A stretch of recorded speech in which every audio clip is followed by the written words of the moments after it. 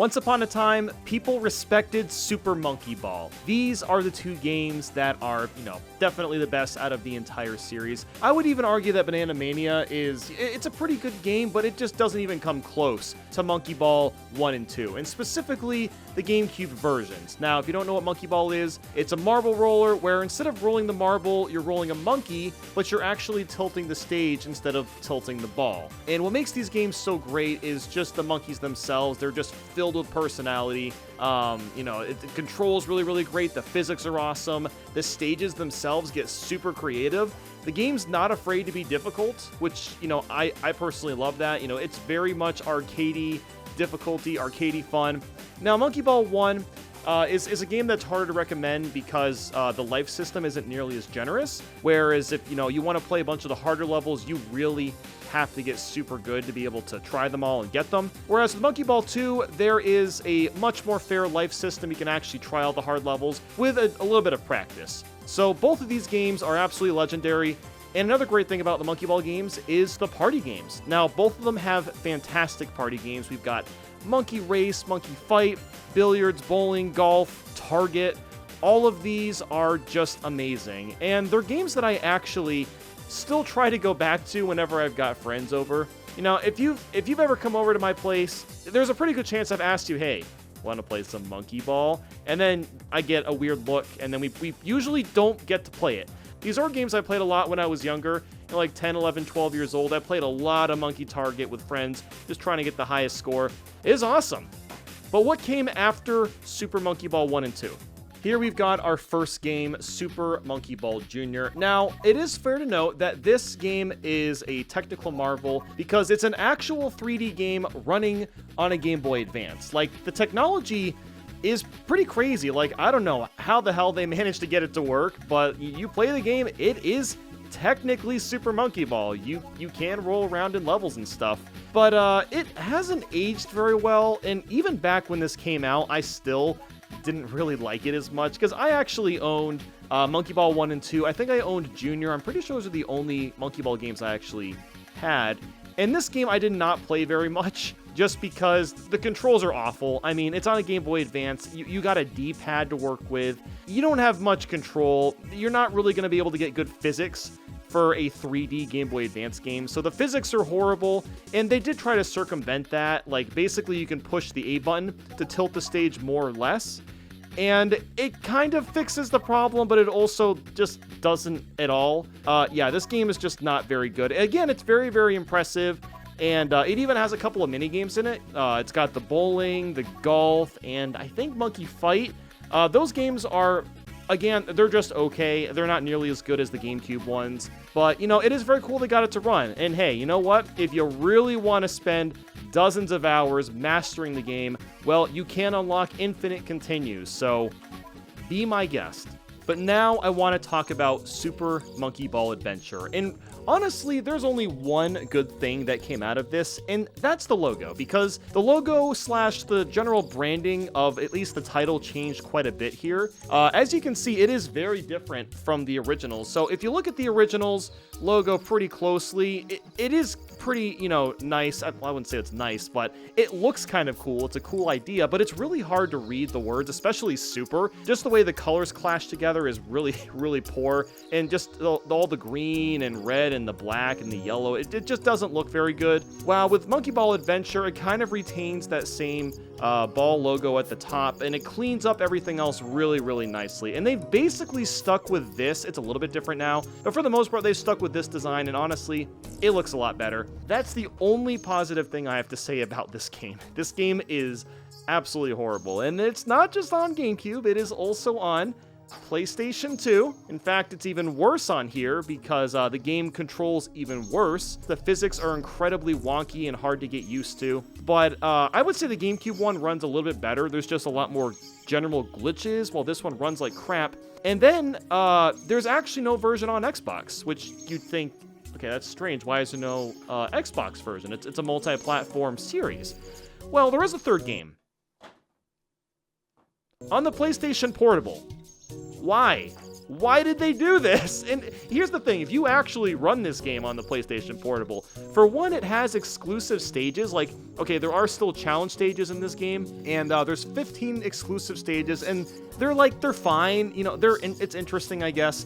But as for the core story mode, which I'm going to get to in a second, it runs like absolute poop.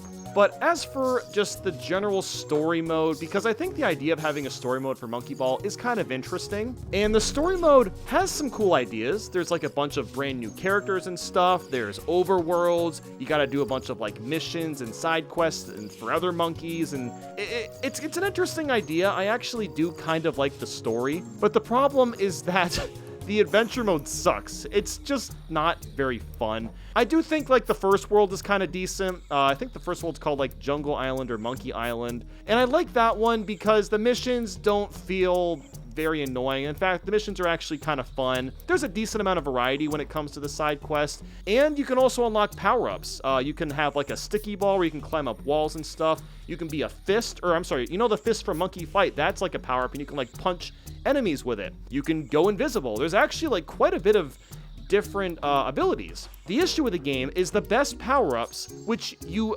really need for the majority of the game, are only unlocked at the very end. Like once you get to Worlds 2 and Worlds 3, that's where the game really starts to fall apart, because the hub worlds that you're in, while they have really distinct themes and look kind of neat, the hub worlds are way too narrow. They're very hard to navigate, and that's kind of a problem with a game like Monkey Ball, where you can't really stop on the dime. I mean, I actually think that the general levels for Monkey Ball Adventure could work if it was just like some, you know, regular 3D platformer. But for Monkey Ball, it just doesn't work. So many of the missions are just annoying. And again, like the controls and physics aren't very solid, which just doesn't help at all. These games are just not great. Like they're really unenjoyable. But unfortunately, that's not the end of bad Monkey Ball games. There's quite a few other ones. God, Monkey Ball Banana Blitz. And as you can see, the logo did change a little bit. They changed like the font, but like I said, the general style stayed the same, and I actually really like the style they were going for here. But yeah, Monkey Ball Banana Blitz. This game is actual dog shit. I mean, it is horrible. It's probably the worst Monkey Ball game, which is crazy because it's actually the best-selling one. Which I guess makes sense because this was a launch title on the Wii, and as you can see, is holding a Wii remote. Gives you a pretty good idea of what this game is like. Yes, motion controls out the ass. There are so many motion controls, and I don't hate motion controls. But when they're used in unnecessary and annoying ways, that's when I have a problem. And that's where this game becomes a big problem. Even just navigating the menus, you have to take your Wii remote and like twist to turn around the menus. Like, why? Oh, because it's so fancy and cool. I mean, yeah, I guess it was cool in 2006. It's not cool anymore, okay? And then for the game itself, you know, it's all motion controlled, which honestly, I don't completely hate the idea of that. But the problem is that they built the levels like it wasn't using motion controls. So when you get to like World 5, 6, 7, and then anything past that, the game gets way too difficult for the control scheme that we're given. This game actually got a remake fairly recently. Banana Blitz HD, it came out like, I don't know, like 3 or 4 years ago or something. And that game basically solved all of this one's problems with one change. Changing the controls, letting us use a joystick. That was literally all this game needed, was just an option to use a joystick. You know, again, I don't hate the idea of, you know, messing around with motion controls and trying it out, but being forced to use motion controls, that's why this game is awful. You know, I appreciate the new characters. I mean, Dr. Yan Yan, they're kind of cool characters, I guess. But then you got there's bosses, and the bosses are pretty interesting. I like the idea of the bosses, but I don't know. They're kind of like too easy, I feel like. And then you've got the party games. There's 50 of them. Why is there 50 party games? That is just absurd. They did not need to have 50 freaking party games.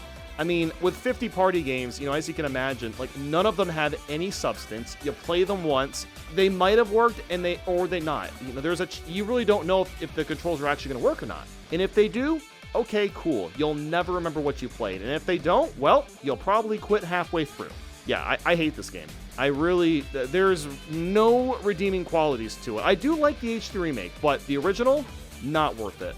Then next was Monkey Ball Step and Roll, and the interesting thing about this one is it actually fixes all of Banana Blitz's problems, but I still wouldn't really call it a great Monkey Ball game.